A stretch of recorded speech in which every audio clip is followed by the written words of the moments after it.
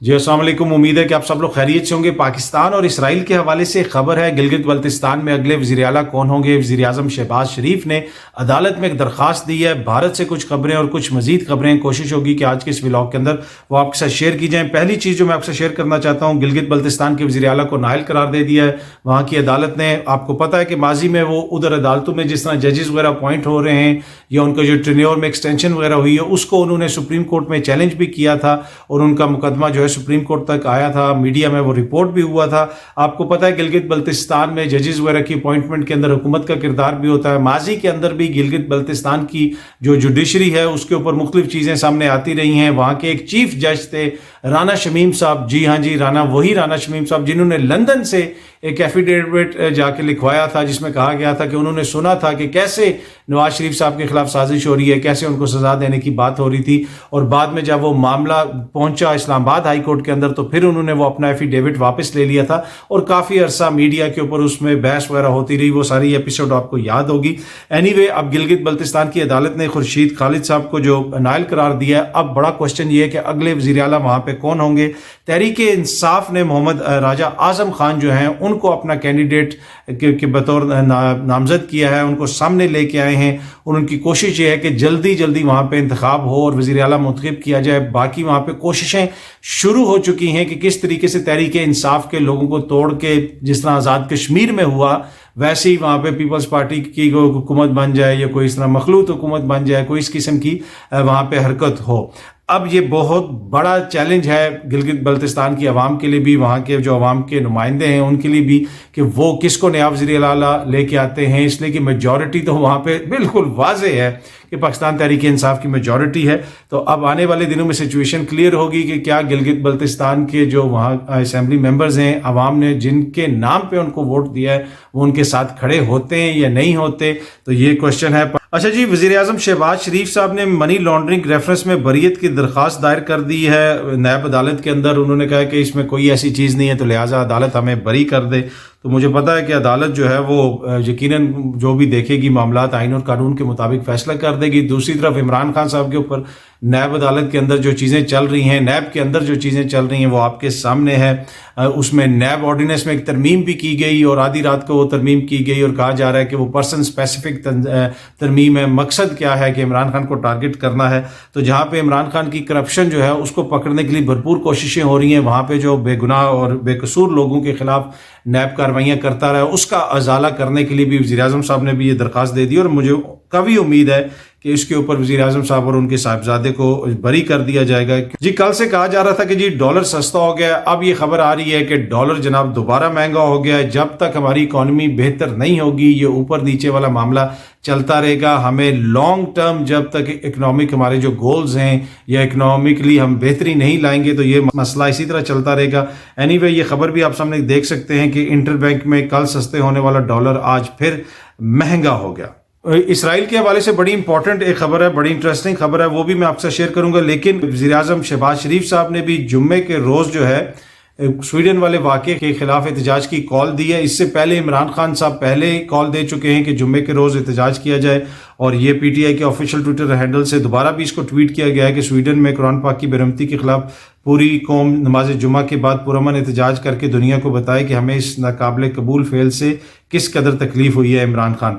तो ये इमरान खान साहब ने भी एक दिन पहले कॉल दी थी, उसके बाद वज़ीर आज़म साहब ने भी कॉल दी थी कि ऐसा मामला है जिसके ऊपर किसी को कोई इख्तलाफ नहीं होना चाहिए, तो सारे मिल के भी इसके ऊपर एहतजाज कर सकते हैं और पुरअमन एहतजाज होना चाहिए। हाँ, बाद में ये मसला होगा कि वो हुकूमत कहेगी कि ये जो बंदे बाहर सारे निकले हैं ये तो हमारा है, क्रेडिट है, ये हमारे कारकुन थे, हमारे लोग निकले हैं, या पीटीआई वाले कहेंगे नहीं जनाब ये हुकूमत के कहने पे कोई नहीं निकला, ये तो हमारे कहने पे निकले।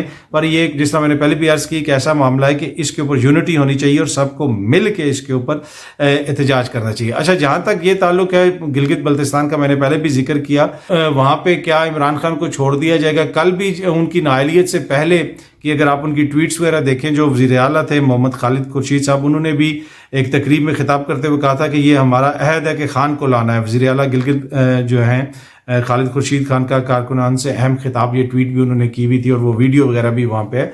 तो वो तो इमरान खान साहब के साथ खड़े थे, अब बाकी उधर जमात बाकी लोग खान साहब के साथ खड़े होंगे, ये बड़ा एक चैलेंज है। वैसे तो उनकी मेजॉरिटी है जिस तरह मैंने पहले भी अर्ज की थी। अच्छा, इसराइल के हवाले से जिस तरह मैंने आपको बताया कि एक बड़ी इंपॉर्टेंट खबर है और बड़ी इंटरेस्टिंग खबर है। खबर यह है कि इसराइल में मुलाजमत करने वाले 8 पाकिस्तानियों के खिलाफ मुकदमात, 5 गिरफ्तार।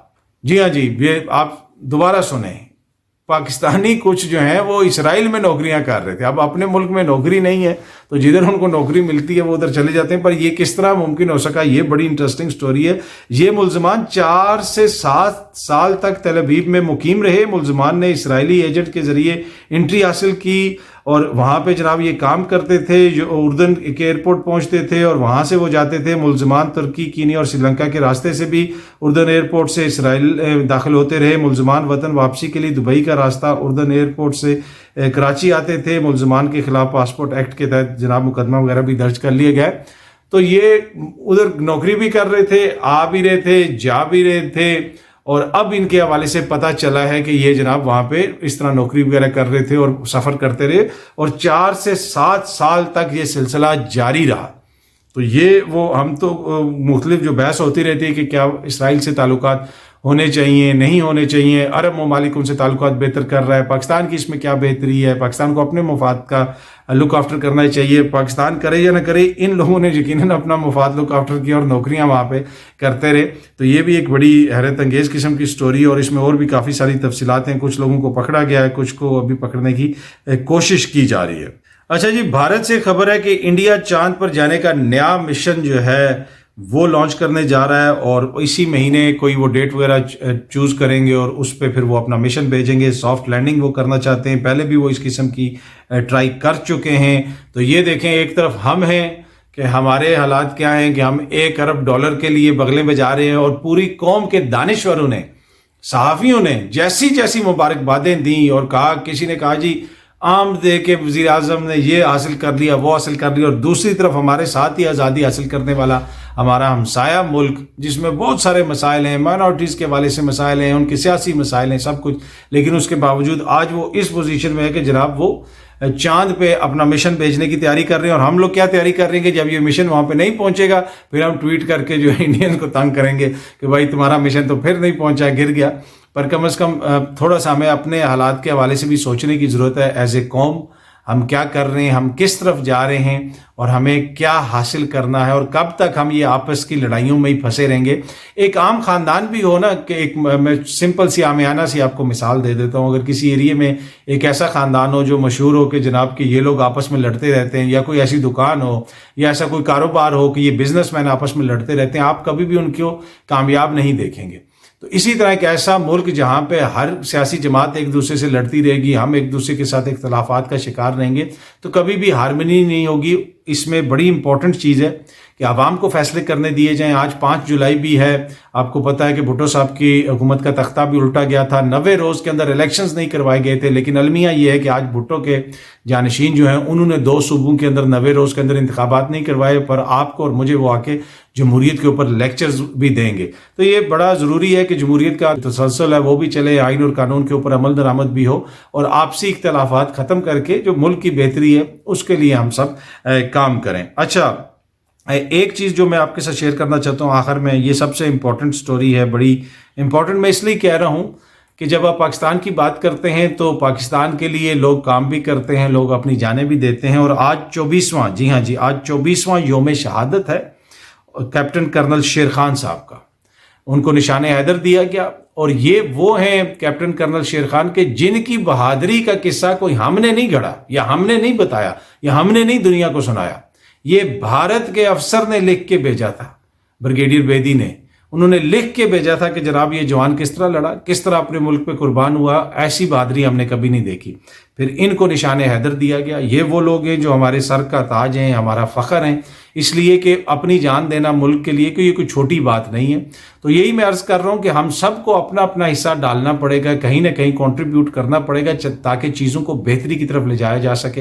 बाकी 1 साल के अंदर ये जो जमहूरियत हमने देखी, इस हुकूमत की जो माशी पॉलिसियाँ देखी, وہ بھی اپنی مثال آپ ہیں، اس میں کتنی بہتری آئی، جمہوریت میں کتنی بہتری آئی، معیشت میں کتنی بہتری آئی اور باقی دیگر چیزوں میں کتنی بہتری آئی، اس کا اندازہ لگانے کے لیے آپ کو کوئی سائنٹسٹ ہونے کی ضرورت نہیں ہے. آپ 2-4 چیزیں سامنے دیکھ لیں، آپ مہنگائی دیکھ لیں، دیگر چیزیں دیکھ لیں، آپ کو پتہ چل جائے گا کہ کوئی حالات کوئی اتنے اچھے نہیں. اور پھر یہ کہا جاتا ہے کہ جی ترقی کا سفر روک دیا گیا تھا، 2018 میں نون لیگ کی حکومت ختم کر دی گئی، جناب یوسف رضا گیلانی صاحب کو وزارت عظمیٰ سے ہٹا دیا گیا، ترقی کا سفر روک دیا گیا.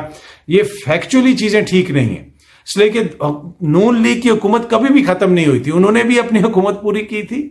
وزیر اعظم صاحب کو اتارا گیا تھا، وہ نائل قرار دیے گئے تھے، پر حکومت تو پوری چلی تھی، پالیسیز بھی ان کی پوری چلتی رہی تھی، تو حکومت تو انہوں نے بھی 5 سال پورے کیے تھے، پیپلز پارٹی نے بھی 5 سال پورے کیے تھے. دونوں جماعتوں نے 10 سال لگائے تھے مسلسل. اس 10 سال میں کتنی بہتری آئی تھی، اس کے نتیجے میں پاکستان کہاں پہ ترقی کر کے کدھر پہنچ گیا، وہ بھی پوری قوم کے سامنے ہے. لیکن یہ بار بار کہا جاتا ہے جی ترقی کا سفر روک دیا گیا، ترقی کا سفر روک دیا گیا. نہیں جناب، آپ لوگوں نے اپنی اپنی حکومتیں پوری کی 5-5 سال کی. ہاں، اگر کسی کی حکومت پوری نہیں ہوئی تو وہ عمران خان کی حکومت نہیں پوری ہوئی حالیہ تاریخ میں، باقی تو پچھلی دونوں حکومتیں پوری ہوئی تھی، دونوں نے 5-5 سال پورے کیے تھے. لیکن پہلی دفعہ 1 دہائی کے اندر یا 1 دہائی سے زیادہ عرصے کے دوران عمران خان کی حکومت کا خاتمہ کیا گیا، پوری حکومت کا خاتمہ کیا گیا، اور 13-14 جماعتوں نے مل کے حکومت سنبھالی. اور اس کے بعد جو پاکستان کی ترقی کا سفر شروع ہوا وہ بھی جاری ہے. وہ کس طرف جاری ہے یا کس سمت میں جاری ہے، اس کے اوپر مجھے زیادہ بات کرنے کی ضرورت نہیں ہے، آپ سب لوگ خود سمجھدار ہیں. امید ہے کہ یہ ویڈیو آپ کو پسند آئی ہوگی. بہت جلدی آپ سے پھر ملاقات ہوگی. Thank you so much.